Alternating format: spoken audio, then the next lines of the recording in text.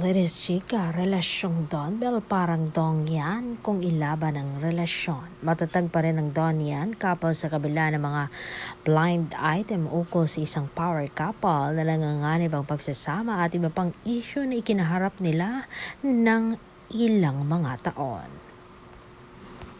Taon-taon na lang na may lumalabas na issue upang sirain ang matatag na nilang magandang relasyon pero hindi pa rin sila nagpapatalo, sila pa rin ay matatag. Gaya ng couple na sina Donnie at Belle or kung tawagin ay Don Bell, patuloy pa rin umaarangkada ang kanilang relasyon, mananatili pa rin matatag kahit kada buwan kung bumanat ang mga bashers na gumagawa ng issue na ikakasira ng dalawa.